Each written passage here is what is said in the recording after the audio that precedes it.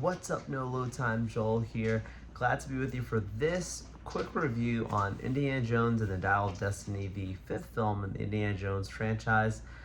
This is going to contain spoilers, so if you have not seen the movie, you might not want to stick around for this. Come back and watch this video after the fact. But thank you for finding us, and hopefully stay subscribed and you'll come back and check out this video after you've seen the movie.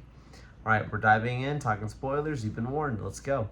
So, Indiana Jones and Dial of Destiny is a film that tries to pull off a respectful send-off for a legacy character and one of the biggest characters in Hollywood cinema, and that is, of course, Indiana Jones.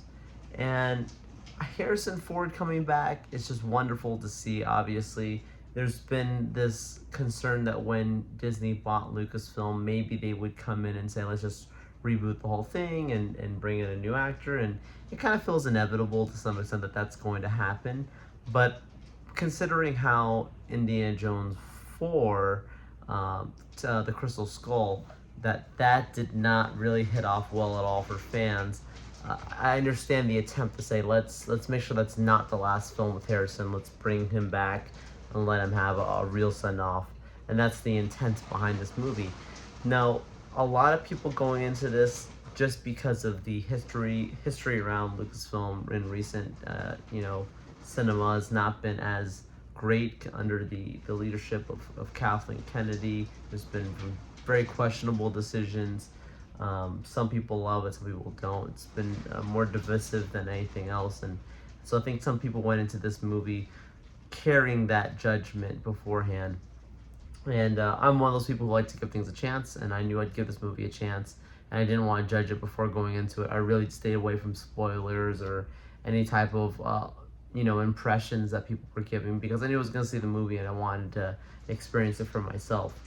And yes, it's better than the Crystal Skull. It's better than 4. That is with certainty. The way that they try to pay homage to the original films, but just little moments, the music, the details, the hat never falls off. He hates snakes. Bringing back familiar faces in the end scene, right, where you bring back three of the three main characters all together that we had seen beforehand. Stuff that, in my opinion, when you look at like Star Wars, like the Star Wars Episode 7, The Force Awakens, and throughout the end of The Rise of Skywalker, where you never really got that moment to have the original trilogy at least stand together for a moment. You get that for even a glimpse here. And that's awesome, right? We already saw Marion come back in the last film, The Crystal Skull, like I said, but this was kind of more of a respectful rinse and repeat. And talk about,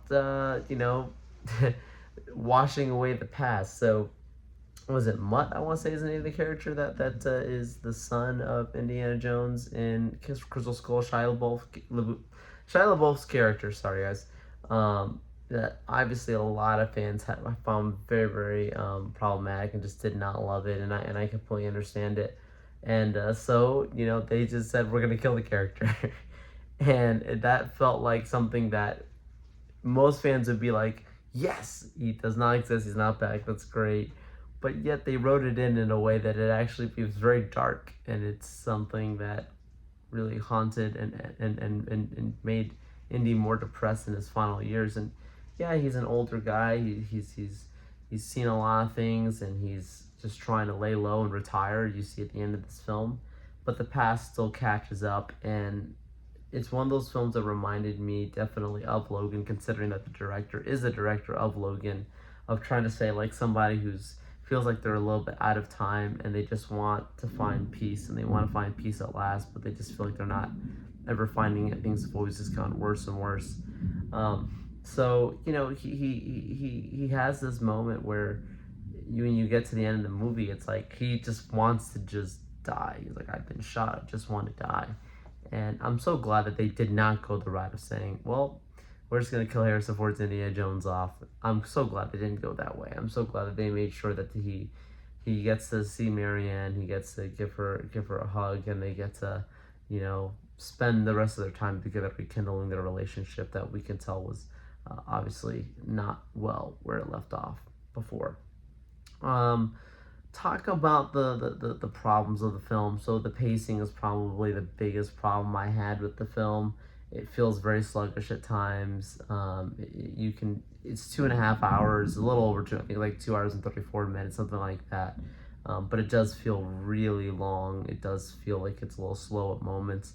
And so when you want an adventure movie, a film with talking about history and treasure and these kinds of things, you want it to keep you really interested.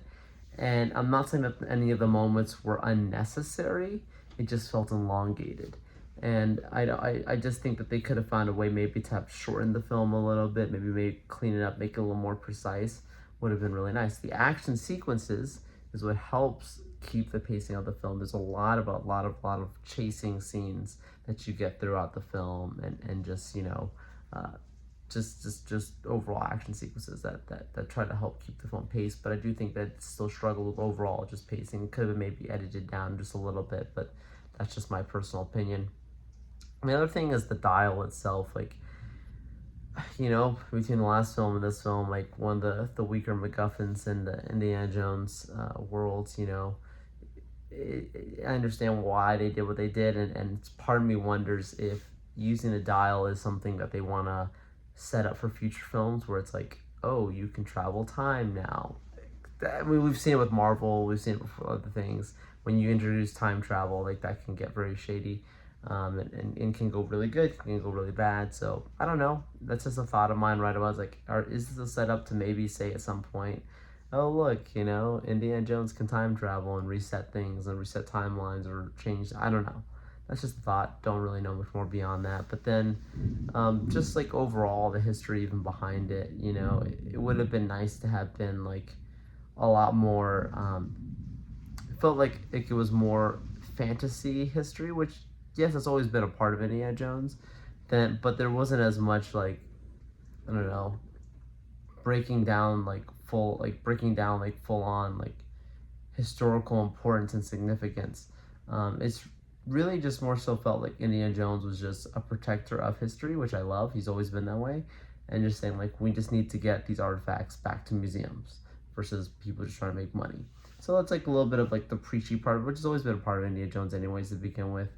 But yeah, I think that the actual dial itself was not as cool as I maybe would have liked it to have been. Maybe that's just me. As I think about it and digest it more, I'll probably think more about that. And then and then I think also just overall, like, they kind of made Indiana Jones at times feel like, because he's older, we know he's older, and they really consistently bring that into the story, but sometimes they made it feel like he was a step behind, and I would have liked to have seen him maybe a little more on the offense, a little bit more straightforward. But I think that's just them trying to say, like, he's getting old, he's getting slow.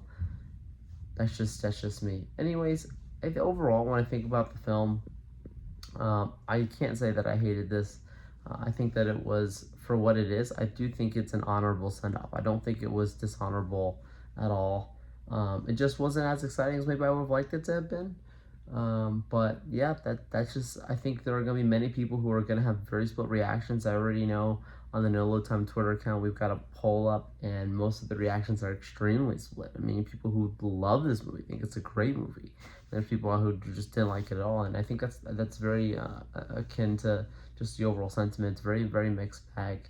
And I think overall, when you consider even just the age range of people going after, like, this does not feel like the kind of movie that younger people would be really excited about. This is a film that more like legacy cinema, Hollywood fans would appreciate, and even them are having very mixed reactions. So just interesting overall. But as for me, this is my review here on No Load Time. Look forward to talking with you guys more on our episode this coming week. Follow us, subscribe, and we'll see you next time.